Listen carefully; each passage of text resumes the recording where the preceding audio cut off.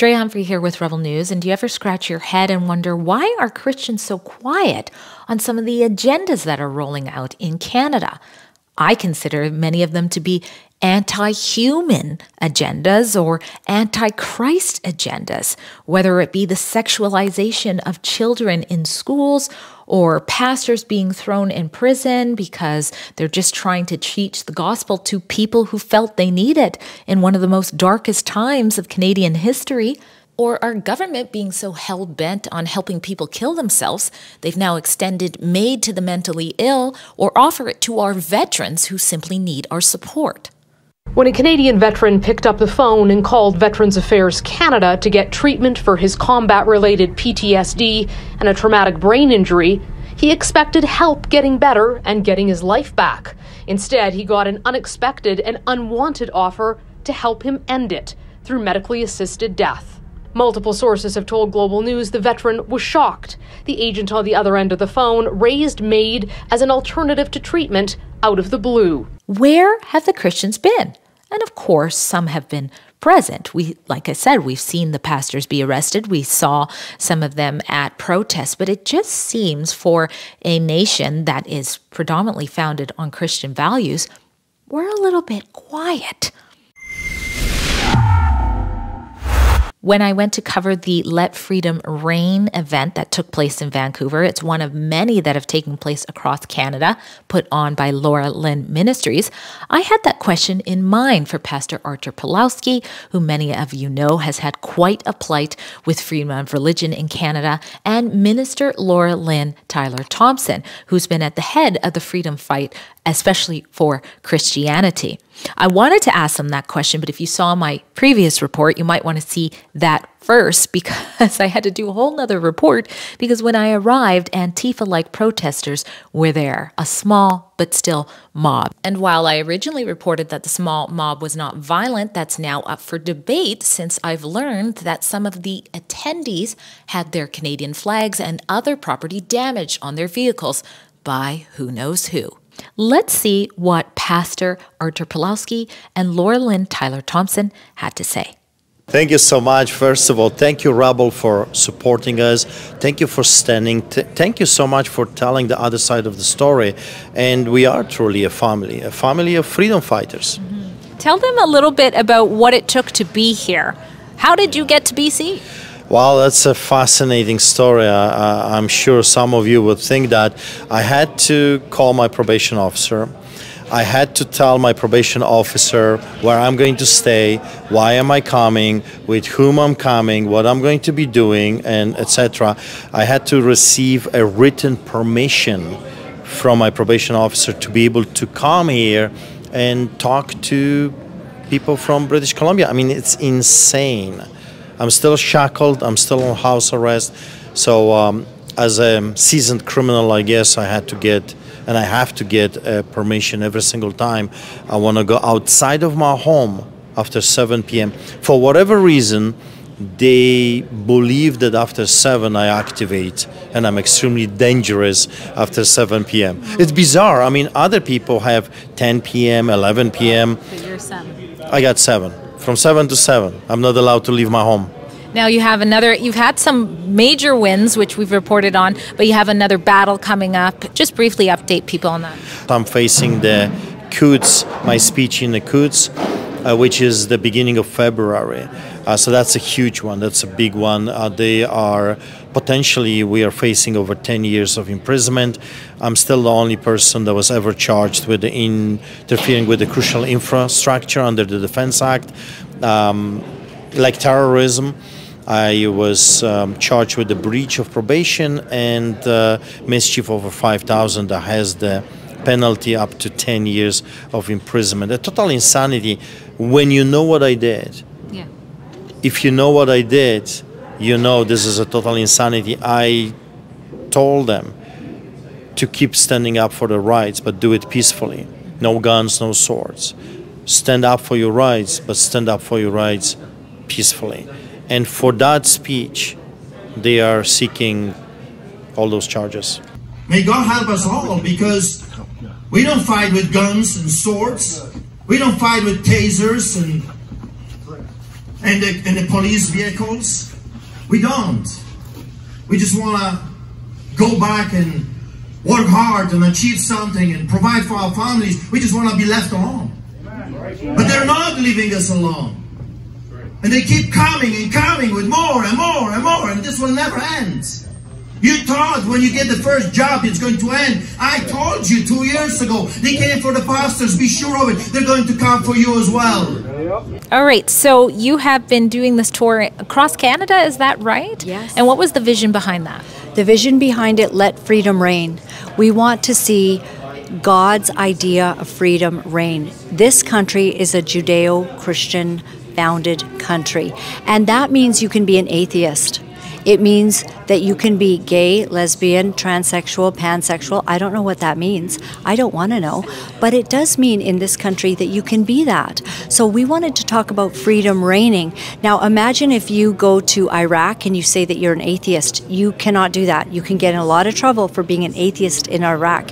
If you want to be any religion in, let's say, North Korea or China, you will get shut down. But in Canada, you get to be an atheist, you get to believe in crystals and the universe, and you get to believe in Jesus.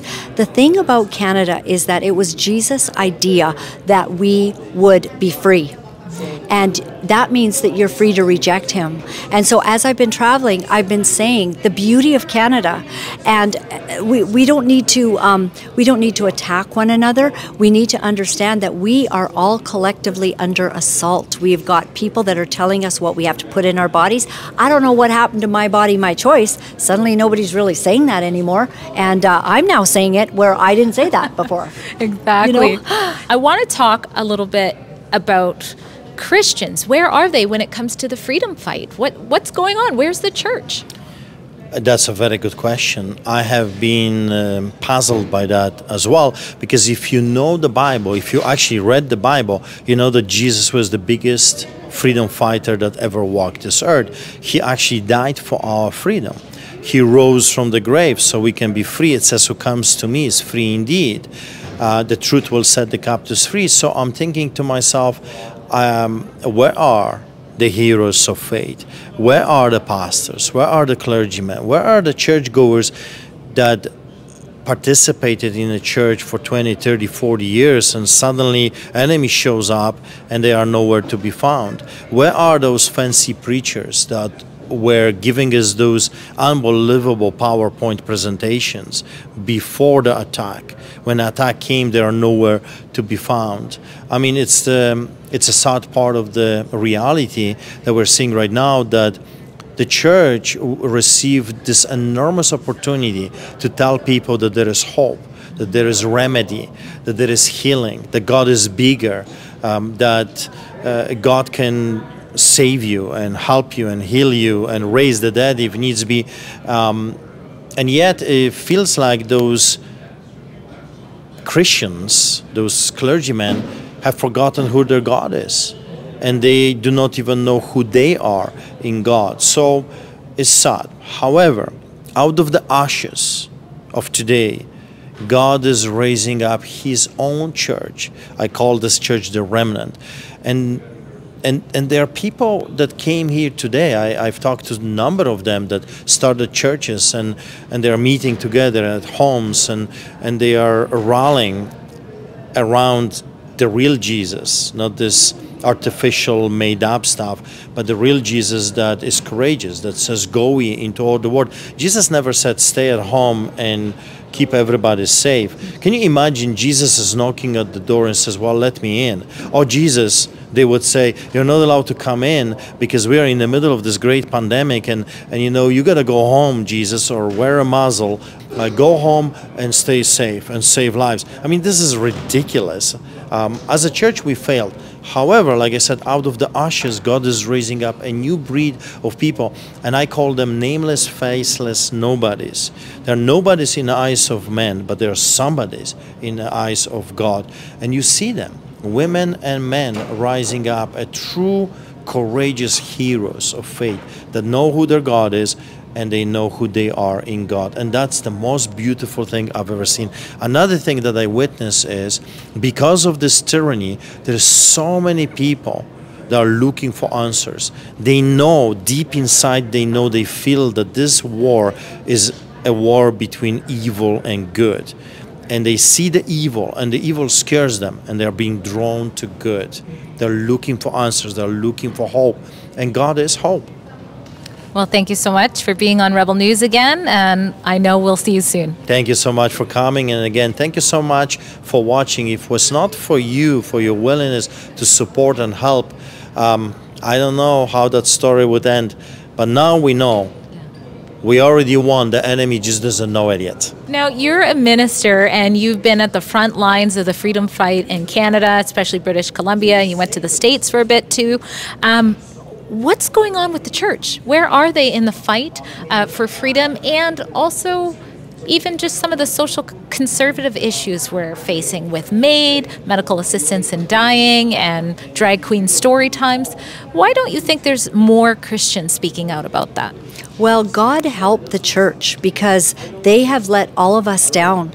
Shame on those churches who held vaccine clinics, who took money, they took bribes. This is well documented, especially by the pastors who didn't take it, because they're the ones who spoke out saying, I got this letter. I can have $30,000 if I hold a vaccine clinic or promote the vaccine in my church. I can have $100,000. Well, we know about it now, and those that have stood against it are heroes. Those that have not, they have literally fallen. You are cowards, and you have invited the damnation of God into your holy places. And I don't know what to say about churches that are now embracing Soji. We have an Ontario United Church that was having a drag queen in to do lessons to the kids. I think we've lost our way. God help y'all. Really, all I have to say. As for me and my house, we're going to stand, we're going to speak. This was an amazing night. Actually, many people gave their hearts to the Lord tonight, and that for me is the biggest highlight. Great news. Since interviewing Pastor Artur for this report, he's had another great legal win. Thanks to all of you who continue to donate to cover his legal expenses for his sharp legal team at saveartur.com. Pastor Artur just had some charges stayed, which means he doesn't have to deal with them. And those were charges related to, get this, feeding the homeless during the lockdown. Now, we'll have a full update on that for you coming at rebelnews.com. But as you heard in this report, his battle is far from over. He's facing a possible sentence of 10 years. So please continue to support his legal expenses by donating what you can at saveartur.com so that he can focus on standing for freedom of religion in Canada.